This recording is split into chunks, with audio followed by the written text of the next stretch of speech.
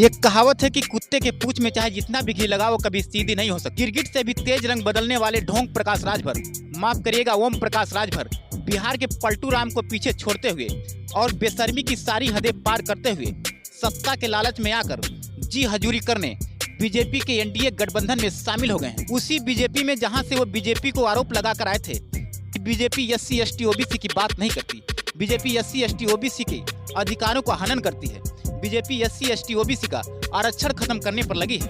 ढोंग प्रकाश राजभर, माफ करिएगा ओम प्रकाश राजभर, एक और नारा लेकर आए थे, जिसकी जितनी संख्या भारी उसकी उतनी हिस्सेदारी, जो काफी लोकप्रिय भी हुआ था। जातीय जनगणना जैसे मुद्दों को भी बहुत जोर शोर से उठाया था।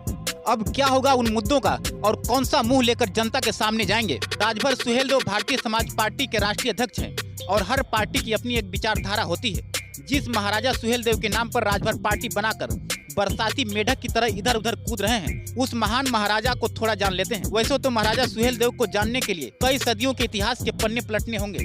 ये कहानी करीब 1000 साल पहले उस महानायक की है, जिसका वास्तविक मूल इतिहास के पन्नों में कहीं कहीं ही मिलता है। इतिहास बताता है कि 11वीं सदी में महाराजा सुहेलदेव श्रावस्ती के राजा हुआ करते थे। आज राजभर और पासी जात के लोग उनको अपना वंशज मानते हैं। महाराजा सुहेलदेव का शासन एक आदर्शवादी और अपने प्रजा के प्रति निष्ठावान के तौर पर इतिहास के पन्नों में दर्ज है। अब सोचने वाली बात यह है कि जिसके नाम पर ढोंग प्रकाश राजभर, माफ करिएगा ओम प्रकाश राजभर, अपनी राजनीति चटकाने में लगे हैं, उसके पार्टी का कोई विचारधारा है भी या नहीं। क्योंकि उत्तर प्रदेश में सत्ता में बैठे बीजेपी की विचारधारा और विपक्ष के सभी पार्टियों का विचारधारा में जमीन आसमान का फर्क है। जहां बीजेपी हिंदू मुस्लिम, मंदिर मस्जिद और हिंदू राष्ट्र की बात करती है, वहीं विपक्ष महात्मा गांधी, लोकतंत्र, बेरोजगारी, महंगाई, शिक्षा, स्वास्थ्य और समानता की बात करती है। जहां बीजेपी गोल सावरकर और गोडसे की बात करती है, वहीं विपक्ष सावित्रीबाई फुले, ज्योतिबा राव फुले, ललई सिंह यादव, रामास्वामी पेरियार, डॉक्टर भीमराव अंबेडकर, राम मनोहर लोहिया और भगत सिंह की बात करती है। ऐसे में सुहेलदेव भारतीय समाज पार्टी के मुखिया ओम प्रकाश राजभर अपनी पार्टी को किस विचारधारा से जोड़ रही है, ये पूरी दुनिया देख रही है और ऊपर से महाराजा सुहेलदेव भी देख रहे हैं और ये इतिहास के पन्नों में दर्ज भी हो रहा है। खैर, ये एक विडंबना है कि जनता जिसको अपना सब कुछ मानकर उसके साथ चलती है, वही अपनी सियासत चमकाने के एवज में उसी जनता के भावनाओं के साथ खेलने में थोड़ा भी कसर नहीं छोड़। राजभर को नेता मानने वाले लोग, उनके विचारों को फॉलो करने वाले लोग आज कंफ्यूज हैं कि अब वो करें तो क्या करें।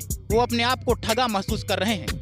अब देखने वाली बात यह है कि जिस पार्टी के सभी बड़े नेताओं को राजभर पानी पी पी कर गाली देते थे, वही नेता राजभर को कितनी इज्जत देते हैं। योगी बाबा जो पहले उन्होंने सदन में गाली हम कुछ नहीं करूंगा, लेकिन योगी बाबा जी आपको लखनऊ की गद्दी से उठाकर वहां पहुंचाऊंगा जहां भीख मांगने की ट्रेनिंग दी जाती है। तो स्टूल वाला नेता बताने वाले राजभर को स्टूल भी नसीब होता है कि नहीं, ये तो आने वाला वक्त ही बताएगा। राजभर के एनडीए गठबंधन में शामिल होने से राज्य की जनता और खुद उनके पार्टी के लोग कितना नाराज हैं, इसका अंदाजा इसी बात से लगाया जा सकता है कि राजभर के दाहिना हाथ कहे जाने वाले उन्हीं के पार्टी के प्रदेश अध्यक्ष ब्रिजेश राजभर अपने समर्थकों के साथ राजभर के फोटो पर श्रद्धांजलि देते हुए कहते हैं कि हमारे समाज का सबसे बड़ा ठेकेदार, सबसे बड़ा सौदागर आज हमारे बीच नहीं रहे। उनको हम लोग श्रद्धांजलि देने आए हैं क्योंकि उनकी आत्मा और उनका जमीर दोनों मर चुका है। आज हमारे समाज के सबसे बड़ा ठेकेदार, सबसे बड़ा सौदागर, बहुत बड़े मसीहा आज हमारे बीच नहीं रहे। आज उनको हम लोग श्रद्धांजलि देने आए हैं।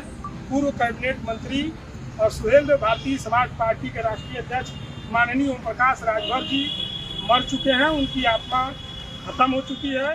मगर इतिहास गवाह है कि देश में ऐसी बहुत सी पार्टियां बनी जो अपनी मूल विचारधारा से समझौते के कारण इतिहास के पन्नों में दबकर खत्म